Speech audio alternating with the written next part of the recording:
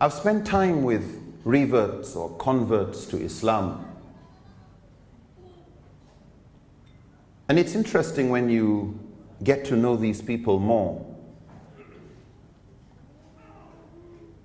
These are people who have done hijrah from a Jahiliyyah ideology to Islam. They are your muhajirun. But very often they do that hijrah and there are no ansar to meet them. There's nobody to meet them. Nobody ready or prepared to meet them. The typical person who embraces Islam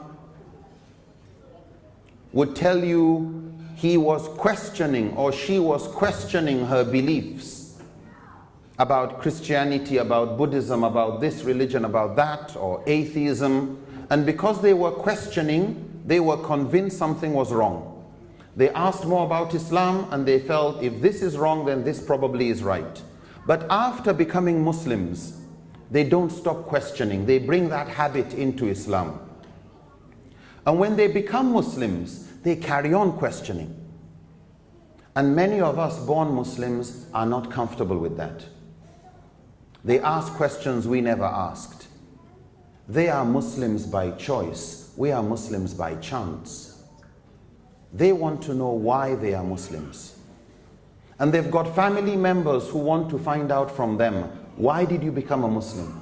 They have people who are curious to learn about Islam, if only they can have good answers. We find it awkward and difficult to go and meet non-Muslims. The revert to Islam has 100 people, family members. He is usually already an al-amin in his community. It's just that he doesn't have the answers. And so when you find people who have reverted to Islam and Muslims who have studied Islam better and who know how to answer the questions of why this, why not that, it becomes the best type of Medina for these muhajirun to come to. Better than what some of us are born into. And so one is always inspired by the kind of things I find in some parts of the world, and absolutely, definitely what I see here with some organizations like the IDT, like Shakiri's organization, and Brother Nicholas Sylvester, and a number of others that I get to know the longer I spend time here.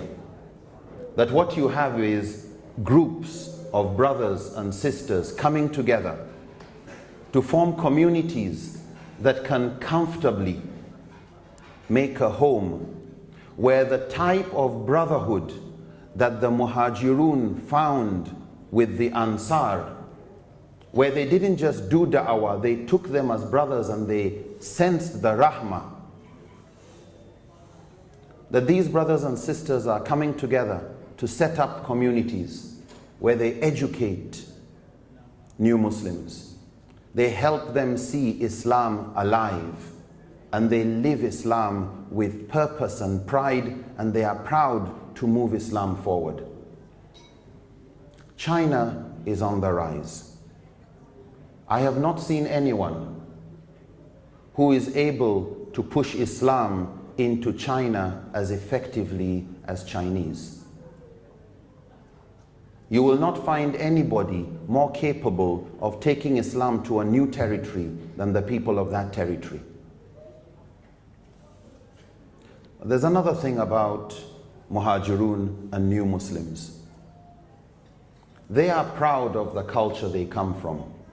When Allah says in Surah Al-Hujurat that He has created us into nations and tribes, that we should know one another, لِتَعَارَفُوا, these people come to Islam, they want ta'arafu, but they want to separate what is your culture and what is your religion.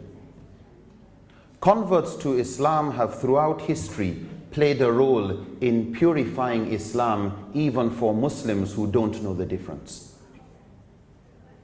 And it is that purer form of Islam that moves fast. The Islam that doesn't have the cultural baggage, because everybody is proud of their culture.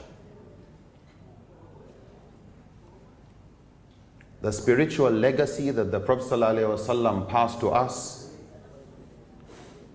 through his Sahaba until where we are today continues. But as an ummah, it is essential that we embrace humility, to be humble, to have compassion. There's a Chinese saying that I love, that the reason the rivers continue to flow to the sea, even though the sea has more water than any other body, is because the sea is ready to stay below the rivers. As big as it is humble. Even though Islam is light, as Muslims we should obey the instruction of the Qur'an, where Allah praises Ibadur Rahman, the servants of Ar-Rahman. Alladhina yamshuna alil arda hawnan, those who tread on earth with lightness, with humility.